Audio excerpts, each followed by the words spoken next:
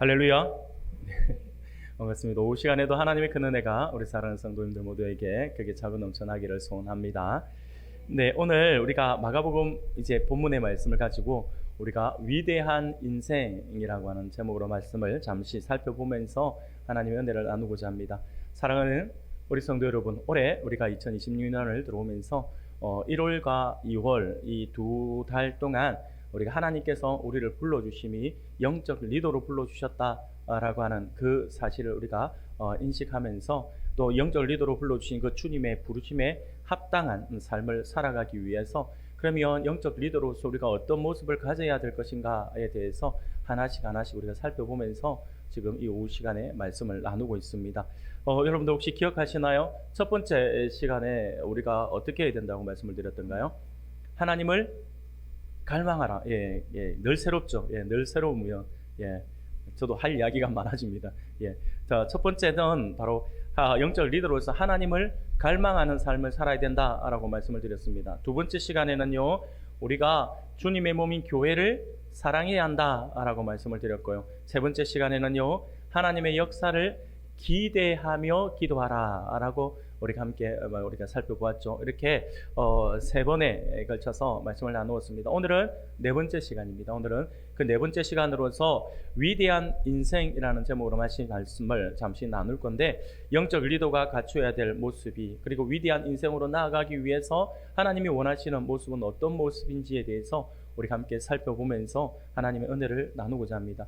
사랑하는 여러분, 어느 한 청년이 있었어요. 이 청년이 고달픈 자신의 인생을 한탄하면서 이제 아무리 해도 뭔가 되지도 않는 그러한 삶, 앞이 보이지 아니하는 깜깜한 삶으로 인해서 자신의 생을 마감하고자 하는 마음을 먹고 어느 목사님을 찾아갔습니다. 그리고 목사님을 찾아가서 목사님에게 말이 이제 상담을 하고 자문을 구하는 거지만, 사실은 내가 이제 인생을 끝내려고 한다라고 하는 선전포고 아닌 선전포고처럼 이렇게 이야기하려고 목사님을 찾아간 거예요. 그래서 내가 인생을 마감하려고 한다라고 하면서 그렇게 인생을 마감하려고 하는 이유에 대해서 이야기를 하는데, 가정적인 문제도 있고 경제적인 파탄도 있고 사회적인 지위도 너무나도 초라하고, 무언가 해보려고 나름 그래도 발버둥 쳐봐도 여전히 나아지는 것은 없고, 오히려 더 힘들어지는 자신의 인생이 너무나도 버겁고 미래가 보이지 않아서 더 이상 나는 살 소망이 없다라고 하는 것에 이제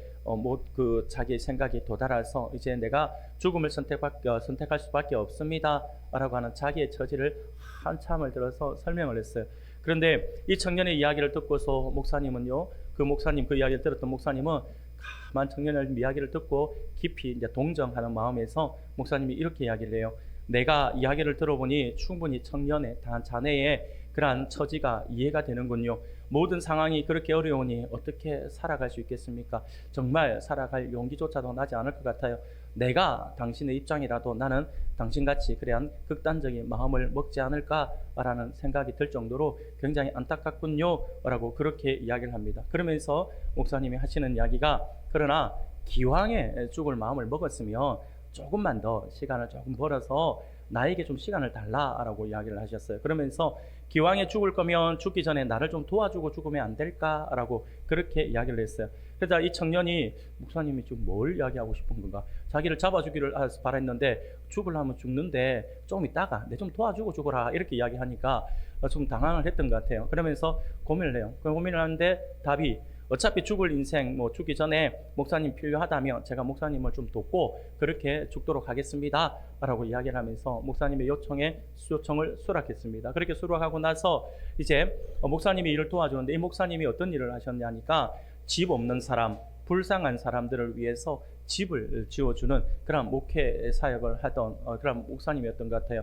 그래서 이 청년이 열심히 도와주는 거예요. 목사님을 도와서 정말 집 없는 사람들을 위해서 집을 지어주고, 또 가난한 사람들을 위해 돕기 위해서 이렇게 많은 애를 쓰는 그 모습에 이 청년이 계속해서 이 목사님을 도운 거예요. 그러면서 어느 정도 시간이 지났어요. 그러면서 시간이 지났는데 이 청년이 다시 목사님께 상담 요청을 하면서 하는 이야기가 뭐냐니까, 목사님께서 저에게 돈을 주었거나 직장을 구해줬다라고 한다면 나는 다시 자살을 시도했을 것입니다. 그러나 목사님은 제게 아무것도 주지 않으셨고 단지 섬김이 무엇인지를 가르쳐 주셨습니다. 저는 이제 죽지 않을 겁니다. 저는 행복을 찾았습니다. 삶이 무엇인지를 알게 되었습니다. 라고 하면서 자기의 죽음을 이제 죽겠다라고 하는 걸 포기하고 이제 자기가 내가 지금까지는 나를 위해 살려고 나를 위해서 발버둥 쳤지만 그게 아니라 내 인생의 목적이 다른 데 있구나라고 하는 것을 알게 되어서 자기가 생명을 마감하려고 하는 걸 접고 더 열심히 살아갔다라고 하는 이야기를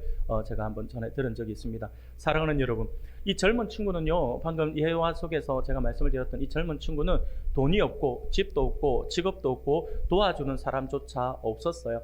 그런데 무엇이 없다라고 절망만 하고 있었던 거죠. 늘 절망하면서 자기 자신이라고 하는 그 감옥에 갇혀 있었던 거죠. 자기라고 하는 그 감옥에 갇혀 있었다가 자기의 인생을 끝내겠다는 생각을 했지만, 그런데 자기라고 하는 감옥을 지금 빠져나온 거예요. 빠져나와서 주위에 다른 사람들을 섬기기 시작한 거죠. 목사님을 따라서 섬기기 시작했는데, 그렇게 섬기면서 내 삶은 나아진 게 없어요. 여전히 똑같이 나는 없고 똑같이 미래는 보이지 않아요. 그런데 이상하게 섬기는 그 현장 속에서 나라고 하는 감옥에 빠져나와서 타인을 보면서 섬기는 그 순간 나에게 기쁨과 행복이 찾아왔다라고 하는 거죠. 그래서 그의 인생의 방향을 돌렸다라고 하는 것입니다. 그렇습니다. 여러분, 사람이 자신이라고 하는 감옥에서 빠져나와서 타인을 섬기게 된다라고 한다면 그것이 바로 위대한 인생의 시작이다라고 할 수가 있을 것입니다. 여러분, 이것은요, 우리가 역사적으로 보더라도 위대한 우리의 어떤 믿음의 선배일 수도 있고요, 아니면 사회적으로 이렇게 존경을 받는 사람들일 수도 있습니다. 이렇게 위대한 인생을 살아갔던 그러한 역사적으로 많은 인물들이 있어요.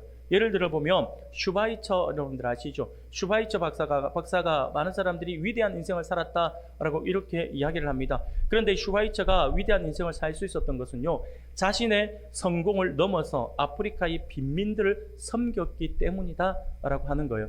여러분, 조지 뮬러 잘 아시죠? 5만 번 기도 응답을 받은 조지 뮬러, 아마 여러분들 한 번씩 들어보셨을 거예요. 그래서 이 조지 뮬러를 보면서 또 많은 사람들이 위대한 삶을 살았다라고 이야기를 해요. 근데 조지 뮬러 또한 마찬가지입니다. 자신의 모든 유익을 넘어서 고아들을 섬기는 고아의 아버지가 되었기 때문에 위대한 인생이 될 수가 있었다라고 하는 거죠.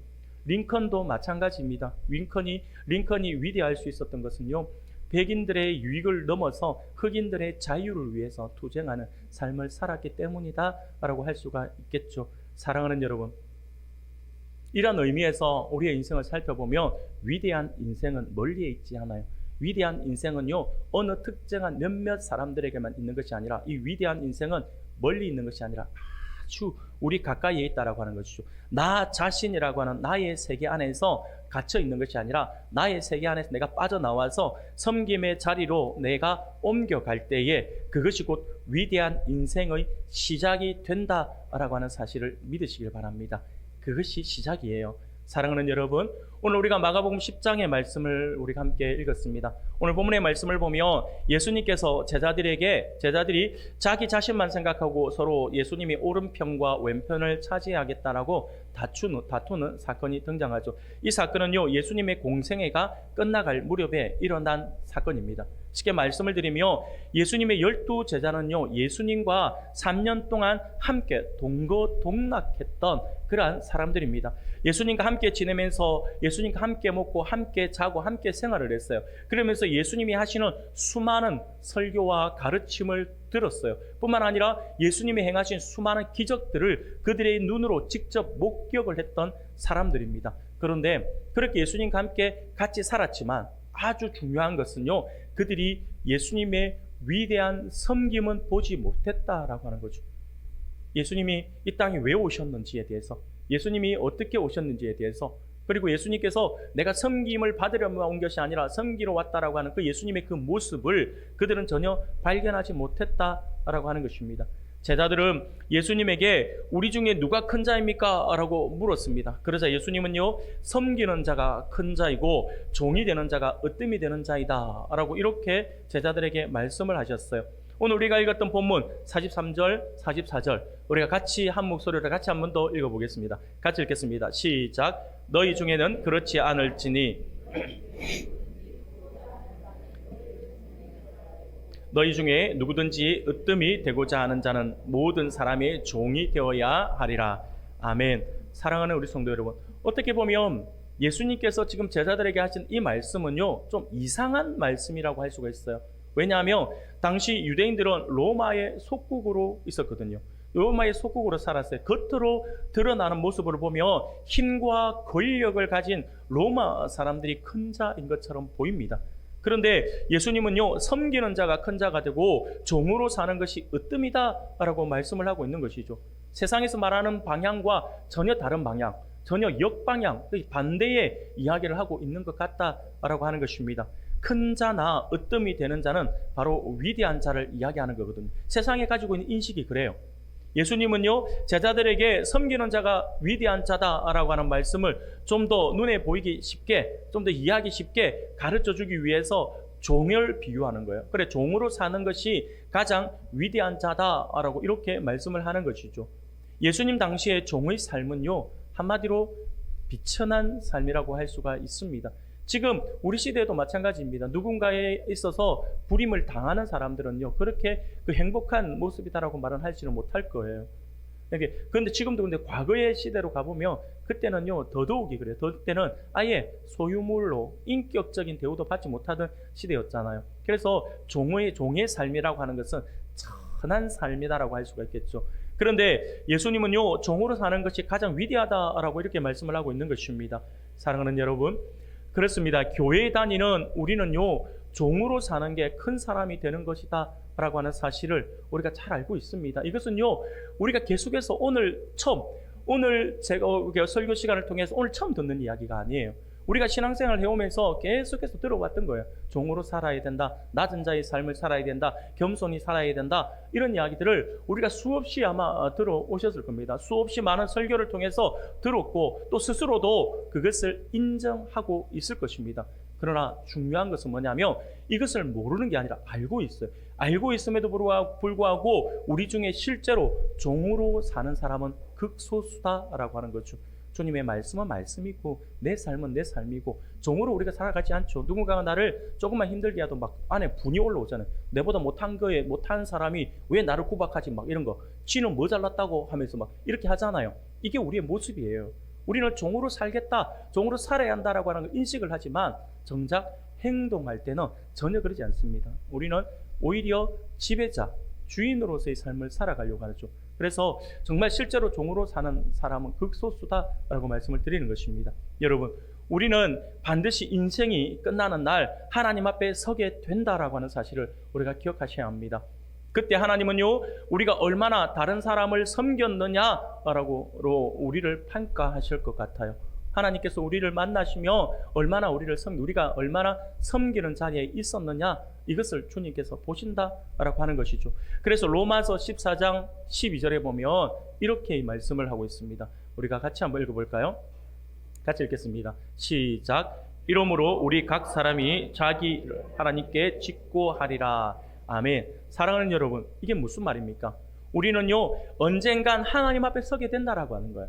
언젠간 하나님 앞에 서게 되고, 그리고 나에게 주어진 그 시간, 하나님께서 나에게 주셨던 그 시간, 나의 물질, 나의 건강, 나의 은사, 그 모든 것들을 어떻게 사용했는지를 하나님 앞에 낱낱이 알아야 된다라고 하는 거죠. 그래, 내가 너에게 이것을 줬는데 달란트로 이것을 주고, 내가 너에게 재물을 줬고, 내가 너에게 건강을 줬고, 내가 너에게 은사를 주었는데 너 그것으로 어떻게 했어? 널 이것으로 뭘 하다 왔니? 라고 물어볼 때 우리는 주님 앞에 몰라요 할 수가 없어요. 다 알아야 돼요. 내가 무엇을 하고 왔다라고 하는 걸 하나님께 알아야 돼요. 그때 하나님 앞에 섰는데, 그때 가서 우리가 하나님 앞에 가가지고, 하나님, 저는 제 인생 살기에도 너무나도 바빴어요 라고 하는 말을 하면 될까요, 안 될까요? 하나님, 저는 제 인생에 목표가 있어서 다른 사람을 돌볼 틈이 없었어요 라고 말을 할 수가 있을까요? 하나님, 저는 나중에 성공한 이후에 선한 일을 하려고 했는데 저를 이렇게 빨리 부르실 줄 몰랐습니다 라고 이렇게 할 수 있을까요? 이런 변명들은 하나님 앞에 아무런 도움이 되지 않습니다. 하나님 모든 걸 알고 계시면서 우리에게 물어보시는 것이니까요. 사랑하는 여러분, 잘 기억하셔야 합니다. 인생은 얼마나 오래 살았느냐가 중요하지 않습니다. 인생은 오래 살았느냐가 중요한 것이 아니라 얼마나 섬기며 살았느냐가 중요하다라고 하는 거죠. 인생은 얼마나 많이 가지고 살았는가라고 보다도 어떻게 살았는가가 중요하다라고 하는 것입니다. 하나님은 그걸 보신다라고 하는 거죠. 사랑하는 여러분, 우리는 이 땅에 왜 태어났을까요? 우리가 이 땅에 태어난 이유에 대해서 성경은 정확하게 말씀을 주고 있습니다. 성경은요, 그 이유를 이렇게 말씀해 주고 있어요. 에베소서 2장 10절이에요. 우리 같이 한번 읽어보겠습니다. 같이 읽겠습니다. 시작. 우리는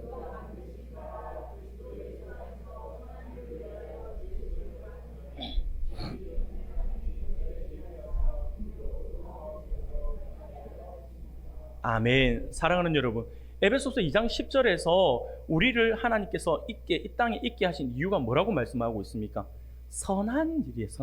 선한 일을 하기 위해서라고 하나님께서 지었다라고 말씀을 하세요. 바로 이 선한 일이 뭐냐니까 섬기는 일이라고 할 수가 있습니다. 섬기는 일을 하라고 하나님께서 우리를 불러 주셨다라고 하는 거죠. 사랑하는 여러분, 우리는 우리 자신을 바라보며 낙심하거나 절망하라라고 태어난 것이 아닙니다. 지금 우리가 가지고 있는 건강, 은사, 재능, 시간, 재정, 그 모든 그것들은 선한 일을 하기 위해서, 그 모든 것들로 선한 일을 하기 위해서 태어났다라고 하는 거죠.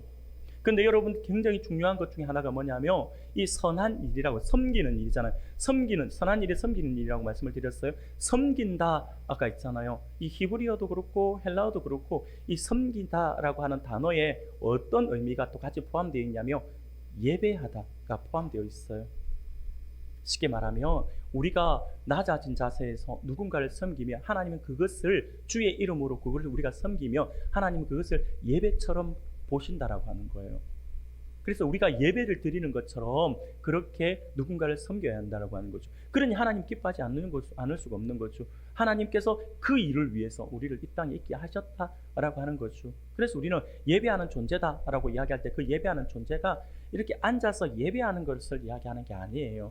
이것과 함께 반드시 삶의 현장 속에서 우리가 나타나는 삶의 예배, 그 삶의 예배는 가장 먼저 나타나는 게 바로 삶 속에서 내가 막 길 가다가 하나님을 찬양하고 하나님을 높이고 성경 말씀 막 길 가다가 읽고 이게 예배가 아니라 삶 속에서 하나님께서 나에게 붙여주신 지체들 그리고 이웃들을 내가 얼마나 주의 이름으로 섬기느냐, 내가 하나님께서 나에게 주신 재능, 나에게 주신 재물, 나에게 주신 건강, 나에게 주신 은사로 내가 얼마나 섬기느냐, 그 섬기는 그 모습을 하나님은 예배하는 자의 모습으로 보신다라고 하는 거죠. 사랑하는 여러분, 근데 바울은요 여기서 한 단계 더 뛰어넘어서 그냥 선한 일이라고 이야기하지 않아요. 뭐라고 이야기하냐면 예수 안에서 선한 일이라고 이렇게 말하고 있습니다. 그냥 선한 일은요 솔직히 이야기해서 다른 종교에서도 많이 해요. 솔직히 우리 까놓고 이야기해 볼까요? 우리 예수 믿는 우리보다 예수 안 믿는 사람들이 더 착한 사람들이 있을까요, 없을까요? 훨씬 많아요. 예, 조금 있는 게 아니라 제가 볼 때 훨씬 많아요. 예수 안 믿는 사람들 가운데 여러분들 착하게 사는 사람 있어요. 우리는 생각할 때 뭐 술, 담배 안 하는 게 예수 그리스도, 예수를 믿는 사람들의 모습이다라고 이렇게 생각하는 경우들이 많아요. 아니에요. 요즘에는요 건강을 생각해서 예수 안 믿는 사람들도 술 안 먹고 담배 안 피는 사람 많아요. 그런데 웃긴 게 예수 믿는 사람들이 술 마시고 돌아다닌다니까요. 예수 안 믿는 사람들은 건강을 위해서 안 마신다는데 오히려 하나님을 위해서 산다는 사람들이, 하나님의 이름으로 살아간다는 사람들이 그걸 아무렇지도 않게 생각한다니까요. 뭔가 거꾸로 가고 있는 세상이에요. 여러분 잘 기억하셔야 돼요. 선한 일은요 다른 종교에도 얼마든지 많이 있어요. 그런데 우리는 그 선한 일이 아니라 예수 안에서 선한 일이라고 이야기하고 있죠. 예수와 상관없는 선한 일이 아니다라고 하는 걸 기억하셔야 돼요. 바울은 종으로 사는 삶이 얼마나 중요한지를 분명히 알았어요. 그래서 바울은요 끊임없이 그의 서신에서 자기를 소개할 때 뭐라고 소개합니까? 예수 그리스도의 종이라고 이야기를 해요. 바울은 스스로가 항상 자신을 종이라고 기록하고 있음을 우리가 잘 알고 있죠. 사랑하는 우리 성도 여러분, 위대한 인생을 살고 싶으십니까? 위대한 인생을 살아가기를 원하시죠? 누구든지 아마 이 땅에 와서 찌질이처럼 그렇게 막 살아가고 싶은 사람은 없습니다. 크든 작든 간에 내가 누군가로부터 잘 살았다, 누군가로부터 위대한 인생을 살았다라고 하는 평가를 받고 싶어 하는 게 우리의 모습이 아닐까요? 우리 모두는 분명히 위대한 인생을 살고 싶을 겁니다. 그렇다면 오늘 성경에서 우리에게 답을 주고 있어요. 종으로 섬기는 삶을 살아라라고요. 그것이 위대한 인생의 시작이 된다라고 성경은 우리에게 말씀해 주고 있습니다. 그러므로 오늘 이 시간에는요, 종으로 섬기는 삶을 통해서 우리가 위대한 인생을 살아가기를 원한다라고 한다면, 그러면 좀 더 구체적으로 종으로 섬기는 사람의 특징이 뭔가라고 하는 부분을 살펴볼 필요가 있겠죠. 종으로 섬기는 사람의 특징이 뭘까요? 오늘 세 가지 정도로 한번 잠깐 우리에게 설명을 해드리게 또 말씀을 같이 나누도록 하겠습니다. 여러분, 종으로 섬기는 사람의 특징은요, 먼저는 첫 번째로 종으로 섬기는 사람은요, 작은 것부터 섬겨요. 작은 것부터. 종으로 섬기는 사람은요, 눈에 보이는 작은 것부터 섬깁니다. 우리가 오늘 본문은 본문대로 보았지만 요한복음을 보면 제자들이 다투는 기사를 다루고 있어요. 그런데 요한복음을 보면 조금 다르게 표현을 해요. 요한복음을 보면 제자들이 누가 크냐라고 다툴 때에 예수님이 어떤 행동을 하셨냐면, 예수님은요, 조용히 수건을 들고 제자들의 발을 씻기셨어요. 사실 발은 씻어도 되고 안 씻어도 되는 거예요. 누가 크냐라고 하는 지금 변론이 있는 거잖아요. 다툼이 있는 거잖아요. 누가 크냐라고 하는 다툼이 있는 그때에 발을 씻는 것은 그렇게 중요한 것이 아니에요. 그럼에도 불구하고 예수님은 제자들의 발을 씻기셨다라고 하는, 그러면서 발을 씻기시면서 그 답을 대신해 주고 있는 거예요. 이 부분에 우리가 주목을 해야 합니다. 지금 내가 있는 장소에 여러분 더러움을 치운다라고 한다면 그것은 곧 위대한 섬김이 되는 것이죠. 누군가가 보고 스쳐 지나갈 수도 있는 건데도 불구하고 그게 내 눈에 띄고 내가 그것을 주기 위해서 내가 누군가 조그맣지만 아주 사소한 거잖아요. 그럼에도 불구하고 내가 그 헌신에 나아간다라고 한다면 그 사람은 위대한 섬김의 시작이다라고 하는 것이죠. 위대한 섬김은요, 큰 일로 시작하는 것이 아니에요. 작은 일에서부터 시작됩니다. 그러므로 어떤 모임에 가든지 작은 섬김을 시작할 수 있는 우리 성도님들이 되기를 바랍니다. 그것은 위대한 일이 되는 것이죠. 위대한 섬김은 능력의 문제가 아닙니다. 섬기고자 하는 마음가짐의 문제인 것이죠. 여러분, 섬기고자 하는 마음을 갖기만 하면 수많은 섬김이 눈에 보입니다. 섬기려고 하는 마음이 전혀 없는 사람은요, 섬김이 뭔지를 몰라요. 섬길 일이 안 보여요. 근데 내가 처음부터 섬기는 삶을 살아가겠다라고 마음을 다짐하고 하나님 앞에 기도하고 내가 어떻게 섬길 수 있을까를 고민하는 그 사람은요, 그 사람들 눈에는 그때부터 예전에는 전혀 보이지 않는 똑같은 사건, 똑같은 일, 똑같은 사람을 만나는데 내가 그를 위해서 무엇을 해야 하는지를 보인다라고 하는 거죠. 섬김을 시작할 때에 우리는 수많은 섬길 수 있는 일들이 눈에 보입니다. 하나의 예를 들어볼까요? 예수님의 제자들뿐만 아니라 유대인들은요, 12살 때부터 예루살렘 성전을 다니기 시작합니다. 그들은요, 유대인의 율법에 따라서 12살이 되며 매년 절기 때마다 1년에 한 번은 꼭 예루살렘 성전을 다녀야 했습니다. 꼭 성전에 가야 했죠. 베드로를 비롯한 제자들은요, 그렇게 해마다 성전을 늘 들락날락 거렸다라고 하는 거예요. 그런데 베드로를 비롯한 제자들은 그렇게 해마다 다니는 그 성전 미문에 앉아있는 안전뱅이를 매년 보지 못했습니다. 분명히 앉아 있었어요. 분명히 앉아 있음에도 불구하고 그들은 그를 보지 못했습니다. 아니, 봤을 수도 있지만 별로 그렇게 대수롭지 않게 생각했던 것이죠. 한 번도 그 안전뱅이를 섬길 마음이 없었던 것이죠. 그가 섬김에 눈을 뜨자 40년 된 안전뱅이가 그제서야 보였다라고 하는 거죠. 그 안전뱅이의 구걸하는 소리를 그제서야 들려졌다라고 하는 거예요. 물론 그전에도 보았을 수도 있고 구걸 소리를 들었을 수도 있습니다. 그러나 그때는 모든 것을 무시하듯이 돼요. 섬기고자 하는 마음이 없었으니까 그냥 저 사람은 저렇게 사는 거구나. 그냥 평소에 있는 사람이네. 그냥 없으면 뭐 어디 갔지, 어디 뭐 고통 당하나, 이게 아니라 오늘은 좀 안 나왔네, 뭐 이 정도로 지나갈 수 있는 그런 사람이었다라고 하는 거예요. 무시하며 지나갔던 사람입니다. 그러나 주님의 종으로 섬기는 자의 삶을 살아가고자 했을 때에 사람들은 아무도 중요하게 생각하지 않았던 그 안전뱅이가 베드로와 요한 눈에 보였다라고 하는 거죠. 그의 구걸 소리가 베드로와 요한에게 명확하게 들려왔습니다. 그래서 그들은 그 작은 섬김을 위해서 그들에게 다가갑니다.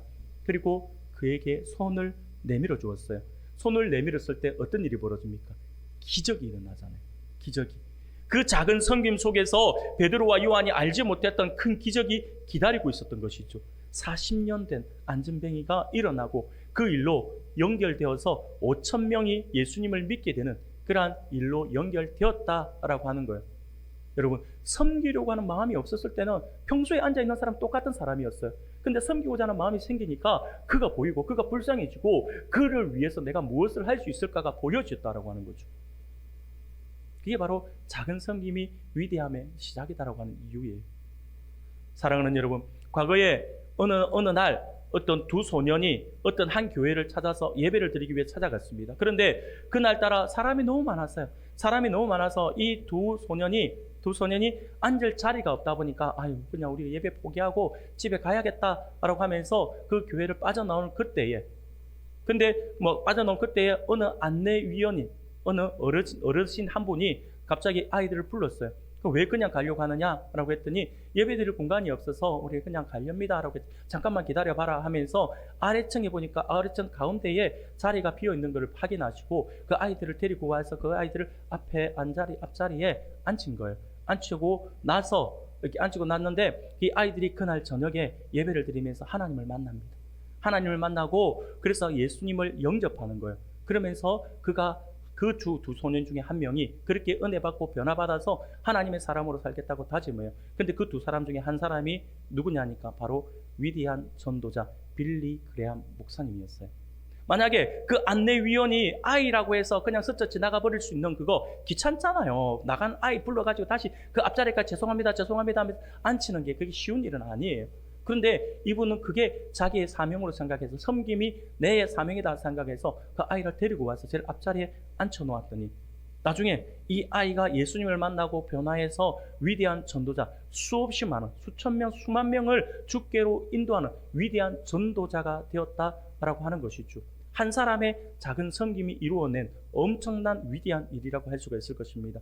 사랑하는 여러분, 그렇습니다. 위대한 섬김은요, 다른 사람들이 하고 싶지 않은 아주 작은 일을 섬김으로 시작합니다. 하찮은 섬김이란 없죠. 아주 작은 일이라도 위대한 일처럼 할 수 있기를 바랍니다. 하나님이 다 보고 계시기 때문에 그렇습니다. 많은 사람이 작은 섬김을 시작하지 않아서 큰 섬김을 만나지 못하는 것이죠. 그러므로 작은 섬김을 시작할 수 있는 저와 여러분들이 되시기를 바랍니다. 그러면 하나님은 큰 섬김으로 반드시 연결시켜 주실 것이고 최고의 최고의 인생으로 하나님께서 이끌어 주실 거예요. 최고의 인생은요, 베풀고 나눌 때에 펼쳐진다라고 하는 사실을 반드시 기억할 수 있기를 바랍니다. 사랑하는 여러분, 집안에서 작은 섬김을 시작할 수 있어야 합니다. 가정이 천국이 될 것입니다. 교회에서 작은 섬김을 시작할 수 있기를 바랍니다. 교회 안에 기쁨이 넘치고 모두가 춤추는 그러한 교회가 될 것입니다. 직장에서, 그리고 우리 학생들은 학교에서 작은 섬김을 시작할 수 있기를 바랍니다. 우리의 직장과 학교가 최고의 자리로 바뀌어질 것입니다. 우리의 섬김을 통했어요. 여러분, 우리가 예수님의 이름으로 지극히 작은 자 하나에게 한 것을 주님은 누구에게 한 것이라고 여긴다고 했습니까? 당신에게, 자신에게, 예수님에게 한 걸로 생각하신다라고 했죠. 우리가 한번 볼까요? 마태복음 25장 40절이에요. 마태복음 25장 40절 우리가 함께 같이 읽겠습니다. 시작. 임금이 대답하여 이르시되 내가 진실로 너희에게 이르노니 너희가 여기 내 형제 중에 지극히 작은 자 하나에게 한 것이 곧 내게 한 것이라. 아멘. 사랑하는 여러분, 작은 일이라고 소홀히 해서는 안 됩니다. 지극히 작은 일이라고 소홀히 해서는 안 되죠. 주님은요, 작은 자 하나를 섬기는 것을 주님께 하는 섬김으로 주님은 받으신다라고 하는 것입니다. 여러분, 그렇습니다. 우리의 작은 섬김은 위대함으로 가는 디딤돌이 된다라고 하는 사실들을 결코 있어서는 안 될 것입니다. 오늘을 섬기는 그 섬김은 바로 위대한 삶의 출발점으로 삼을 수 있는 그러한 우리 성도님들이 되기를 바랍니다. 우리의 미래는 과거와 달라야 합니다. 오늘부터 남아있는 인생을 최고의 명작으로 만들어가는 우리 성도님들이 되기를 소원합니다. 그것은 작은 섬김으로부터 시작됩니다. 가만히 앉아있지 말고 조금 더 섬기는 여러분들이 되시기를 바랍니다. 대접받으려 하지 말고 무엇이든지 대접할 수 있기를 바랍니다. 얼굴을 얼굴을 가만두지 마세요. 얼굴을 가만두지 말라 하면 막 꿈이라 이게 아니라 얼굴을 가만두지 말고 조금만 더 미소를 지으시길 바랍니다. 그냥 인상 쓴지도 몰라요. 그냥 무표정으로 있지도 마시고 그냥 천사의 미소. 바보 소리 좀 들으면 어떻습니까? 웃으면서 여러분, 그게 섬김의 시작이에요. 어느 세 가족이 왔어요. 성도를 봤는데 성도들이 그냥 평소에처럼 인상을 탁 쓰고, 자기는 인상 쓴지도 몰라요. 그냥 무표정으로 이러 있어요. 그러면 세 가족은 그 표정을 보고 어떤 마음이 드는 줄 아세요? 내가 뭐 기분 나쁘나? 내가 뭐 기분 나쁘겠나? 이런다니까요. 근데 본인은 몰라요. 그러니까 제가 말씀을 드리고 싶은 건 뭐냐면, 우리가 조금 의식적으로라도 웃는 연습을 하셔야 돼요. 웃으면서, 반갑게 웃으면서. 그게 섬김의 시작이거든요. 사랑하는 여러분, 할 수만 있다면 우리 주님처럼 수건을 들고 작은 섬김의 자리로 나갈 수 있기를 바랍니다. 그 수건을 잡고 나아간 작은 섬김은 우리 주님께서 그 섬김을 보고 계시기 때문이죠. 그리고 우리의 그 섬김을 통해서 우리를 위대하게 만들어 주실 것입니다. 위대한 기회는 늘 우리 주변에 서성이고 있다라고 하는 사실을 명심하기 바랍니다. 그러므로 위대한 기회를 놓치지 마시고 굳게 움켜잡아서 위대한 인생의 첫 발을 내딛는 우리 성도님들이 되기를 소원합니다. 두 번째로, 종으로 섬기는 사람의 특징이 무엇일까요? 종으로 섬기는 사람의 특징은요, 낮은 마음을 갖는 거예요. 낮은 마음. 예수님은요, 누가 높냐라고 따질 때에 수건을 들고 종의 자세로 제자들의 발 앞에 무릎을 꿇고 낮아졌어요. 종으로 섬기는 사람은 항상 낮은 자세로 다가갑니다. 종으로 섬기는 사람은 한 번도 자신이 높다라고 생각을 하지 않아요. 언제나 겸손한 마음을 가집니다. 종은 주인 앞에 허리를 굽히고 주인의 발을 씻기죠. 종은 주인 앞에 자신의 허리를 굽히는 것을 한 번도 갈등하거나 주저하지 않습니다. 그죠? 자신은 낮은 마음을 가지고 그냥 엎드려요. 왜? 종이니까요. 종은 허리를 굽혀야만 주인의 발을 씻길 수 있잖아요. 이때 종은 다른 사람들에게 깊은 인상을 주기 위해서 자신의 몸을 낮추는 거 아니에요. 누군가를 의식하지 않아요. 그냥 내 주인이고 나는 종이니까 그냥 그렇게 자연스럽게 하는 거죠. 종이니까 그렇게 주인 앞에 무릎을 꿇는 것입니다. 이것이 종으로 섬기는 사람의 모습인 거죠. 우리 주님이 우리 앞에 섰을 때 우리가 그냥 자연스럽게 숙이는 것처럼 옆에 있는 지체가 우리 주님이다 라고 생각하고, 우리 어린아이 하나 보더라도 우리 주님이시다 라고 생각하고, 그렇게 우리가 허리를 숙여서 섬긴다라고 한다면 주님은요, 그를 보신다라고 하는 거죠. 사랑하는 여러분, 낮은 마음을 가진 사람은 무릎을 꿇기가 쉽습니다. 그래서 낮은 마음을 가진 사람은 항상 섬기는 것이 몸에 배어 있어서 섬기기가 쉬워요. 우리가 알고 있는 것처럼 종은 자신의 기분이나 자신의 계획이나 자신의 권리나 자신의 의견을 주장하지 않습니다. 종은 오직 주인의 마음만 관심이 있습니다. 이것이 영적 리더로서 우리가 가져야 하는 종으로 섬기는 사람으로서의 마음입니다. 오직 주님만 우리가 바라보아야 합니다. 주님의 마음이 어떠신지, 주님이 기뻐하시는지, 주님이 슬퍼하시는지 항상 우리가 주님의 눈치를 봐야 합니다. 근데 우리는 주님의 눈치를 안 봐요. 누구의 눈치를 봅니까? 사람의 눈치를 봐요. 늘 사람의 눈치를 봐요. 이 사람이 어떻게 생각할까? 저 사람은 어떻게 생각할까? 막 그것만 의식을 하는 거예요. 주님은 어떻게 생각하실까? 한 번도 생각 안 해요. 근데 정작 우리는 주님을 생각하고 주님의 눈치를 살펴야 되는 존재이죠. 그래서 우리가 종으로 섬기는 삶의 사람은요, 이런 삶을 살아야 되는 거죠. 여러분, 요즘에 TV나 아니면 미디어 같은 걸 보면 뭐 그냥 좀 썰렁할 수도 있는데, 아재 개그 한번 들어보셨죠? 아재 개그 이런 이야기 많이 하잖아요. 아재 개그 많이 해요. 아재 개그가 뭐야? 이렇게 생각하시는 분이 있는데, 이 아재 개그는 한마디로 어떤 특정한 단어를 가지고 이제 말을 장난하듯이 하는 거예요. 어떤 특정한 단어를 가지고 그 단어의 본 의미와는 상관없이 그냥 끼워 맞추기식이죠. 끼워 맞춰서 이야기를 하는데, 듣는 사람들이 억지로라도 그게 호응을 하게 만드는 것이 바로 이 아재 개그인데, 그냥 한마디로 언어 유희 이렇게도 이야기할 수 있을 것 같아요.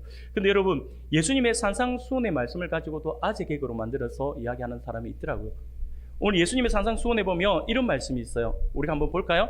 마태복음 5장 41절 우리 같이 한번 읽어볼까요? 자, 같이 읽겠습니다. 시작. 누구든지 너로 억지로 오리를 가게 하거든 그 사람과 심리를 동행하고. 아멘. 사랑하는 여러분, 이 말씀을 가지고 이제 아재 개그를 하는 거예요. 쉽게 말하면 마태복음 5장 41절, 또 누구든지 너로 억지로 오리를 가게 하거든 그 사람과 심리를 동행하고, 이 말씀을 내자로 정리하면 뭐가 될까요? 이게 아재 개그입니다. 아시는 분 계실까봐 제가 고민을 했는데, 이거 해야 되나 말아야 되나 고민했는데 모르시네요. 예, 성공을 했습니다. 예. 정답은 오리 추가입니다. 예. 뭔지는 나중에 생각해 보시기 바랍니다. 예. 예. 여하튼 우리 주님의 이 말씀은요, 누군가가 억지로 나에게 오리를 가자고 한다면 내가 오리를 추가해서 심리를 가준다라고 하는 의미죠. 이것은 낮은 마음을 가진 사람의 모습입니다. 그렇습니다. 우리가 낮은 마음으로 섬기는 것은 위대한 섬김이다라고 하는 거예요. 낮은 마음으로 사는 자는 하나님께서 그를 높여주신다라고 하는 사실을 결코 잊어서는 안 될 것입니다.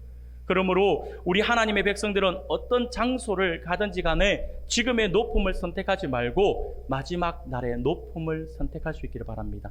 할 수만 있다면 높아진 마음을 비워서 낮은 마음을 가질 수 있기를 바랍니다. 주님이 원하시는 마음이니까요. 근데 여러분, 이것은요, 이론으로 되는 것이 아니에요. 행동으로 실천할 때 그게 가능합니다. 한 번 낮아지면 두 번 낮아지는 것은 쉬워요. 처음이 어려워요. 두 번 낮아지면 10번도 낮아지기가 쉽습니다. 교회에서 큰 소리치고 문제를 일으키는 사람들은요, 자신의 마음이 높아졌다라고 하는 사실을 몰라요. 무서운 질병에 걸린 거예요. 마음이 낮아진 사람들은 결코 큰 소리를 치거나 문제를 일으키지 않는다라고 하는 것을 명심해야 합니다. 그러므로 주님이 우리에게 보여주신 낮은 마음으로 곧 종으로 섬기는 삶을 통해서 우리 주님을 더욱더 웃으시게 해드리는 우리 성도님들이 되기를 소원합니다. 마지막으로 하나만 더 말씀을 드리면요, 종으로 섬기는 사람의 특징이 무엇일까요? 종으로 섬기는 사람은요, 매 순간 즐거움으로 일을 합니다. 굉장히 즐거움으로 일을 해요. 예수님은요, 누가 높냐라고 화를 내며 다투는 제자들의 발을 즐겁게 씻겨주셨어요. 한 명만 씻겨주신 것이 아니라 12명의 발을 다 씻겨주셨습니다. 종은 발을 씻겨주는 일을 수치로 생각하지 않습니다. 왜? 자기 일이니까요. 그것이 자신의 일이라고 생각하기 때문이니까요. 참된 종은 섬김을 의무로 생각하지 않고 기회로 생각합니다. 이러한 참된 종은 큰 일이든지 작은 일이든지 일이 많든지 일이 적든지 간에 상관하지 않고 그냥 기쁨으로 섬깁니다. 그러면서 머리를 돌리는 거죠. 어떻게 기쁨 가운데서 어떻게 이걸 더 효율적으로 더 잘할 수 있을까를 고민하는 거죠. 참된 종은요, 시키면 시키는 것만 하는 게 아니에요.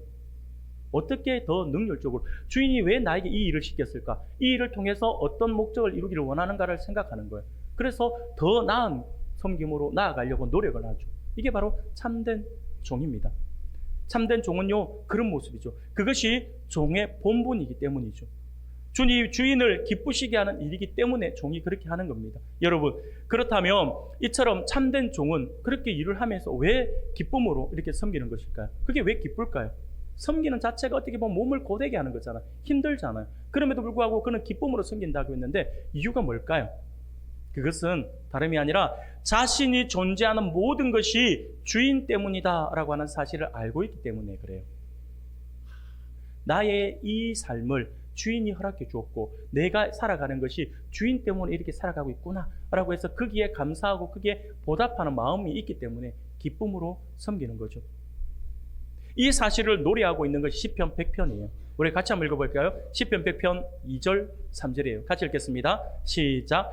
기쁨으로 여호와를 섬기며 노래하면서 그의 앞에 나아갈지어다.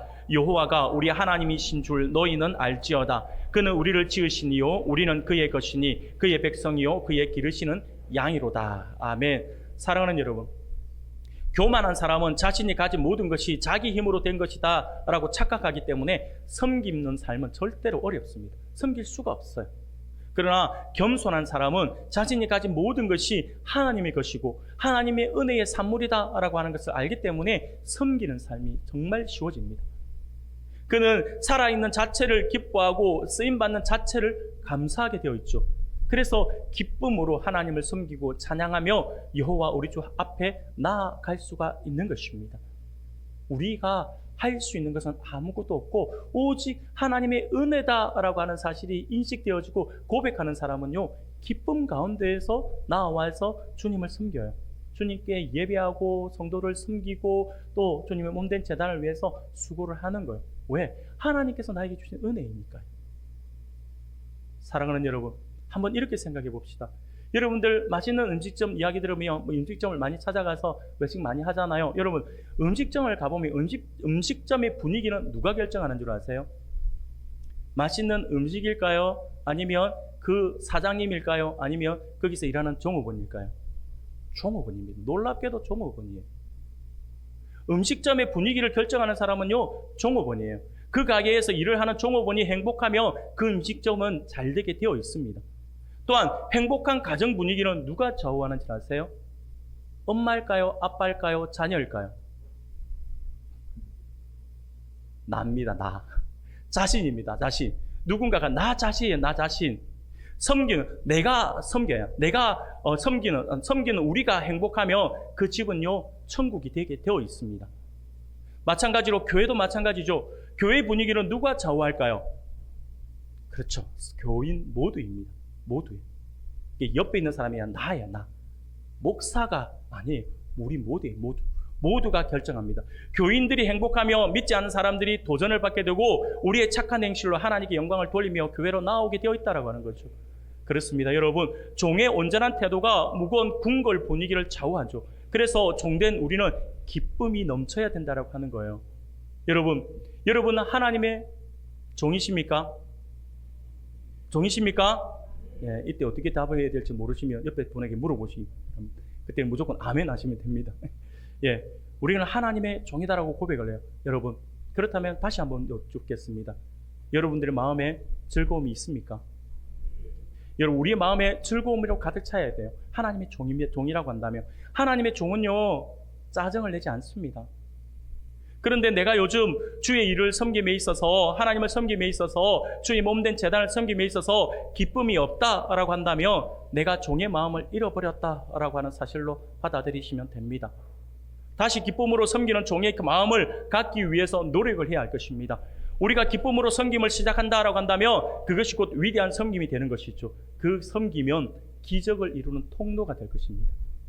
사랑하는 우리 성도 여러분, 오늘 우리는요, 주님이 기뻐하시는 위대한 인생을 위한 종으로 섬기는 사람의 특징을 세 가지로 함께 살펴보았습니다. 첫 번째는요, 위대한 섬김은 종의 마음으로 작은 것을 섬기는 것부터 시작한다라고 말씀을 드렸고요. 두 번째는 위대한 섬김은 낮은 마음으로 섬긴다라고 말씀을 드렸어요. 세 번째는요, 위대한 섬김은 기쁨을 가지고 섬긴다라고 말씀을 드렸습니다. 이 말씀을 우리 마음속에 깊이 새겨서 실행할 수 있기를 바랍니다. 위대한 섬김, 곧 위대한 인생으로 나아간 지름길이 될 것입니다. 사랑하는 여러분, 우리 주님은 분명히 말씀하십니다. 45절, 오늘 보면 45절이에요. 우리 주님께서 이렇게 말씀하세요. 같이 읽겠습니다. 시작. 인자가 온 것은 섬김을 받으려 함이 아니라 도리어 섬기려 하고 자기 목숨을 많은 사람의 대속물로 주려 함이니라. 아멘. 주님이 오신 목적을 분명히 말씀해 주고 있어요. 주님도 우리를 섬기기 위해서 오셨다라고 하잖아요. 그런데 우리가 주님의 제자이기를 원하고 제자의 삶을 살아가기를 원합니다라고 이야기하면서 주님은 섬기셨나요? 예, 알겠습니다. 주님의 섬김 제가 감사히 받겠습니다 하면 될까요? 안 될까요? 안 되죠. 주님이 섬기셨는데 우리 또한 그렇게 나아가야 한다라고 하는 것입니다. 주님의 종이니까요. 사랑하는 여러분, 이 시간 내가 예수님을 믿는다라고 한다면, 우리가 하나님의 백성으로 살아가기를 원한다라고 한다면 종으로 섬기는 성도님들이 되기를 바랍니다. 예수님을 믿는다라고 하는 것은 내가 주인이 되었던 자리를 내려놓고 예수님을 주님으로 모시는 종의 자리이기 때문에 그렇습니다. 섬기는 종으로 사는 것이 곧 위대한 삶이다라고 하는 사실을 분명히 기억하면서 날마다 섬김의 자리에서 주님을 기쁘시게 하는 우리 모든 성도님들이 다 되시기를 주님의 이름으로 축원합니다. 아멘. 우리 마지막으로 이 말씀 한 말씀만 우리 같이 읽고 마치도록 하겠습니다. 고린도전서 15장 58절이에요. 우리 같이 읽고 이 말씀 같이 읽고 같이 찬양하도록 하겠습니다. 같이 읽겠습니다. 시작. 그러므로 내 사랑하는 형제들아, 견실하며 흔들리지 말고 항상 주의 일에 더욱 힘쓰는 자들이 되라. 이는 너희 수고가 주 안에서 헛되지 않은 줄 알미라. 할렐루야. 아멘. 여러분들이 어디에서 어떤 모습으로 섬기든, 그것이 큰 섬김이든 작은 섬김이든 아니면 아주 사소한 것이든 그것은 헛되지 않습니다. 주님이 보고 계시니까요. 그래서 섬김의 자리로 나아가서 우리 하나님을 영화롭게 하는 우리 모두가 되기를 소원합니다.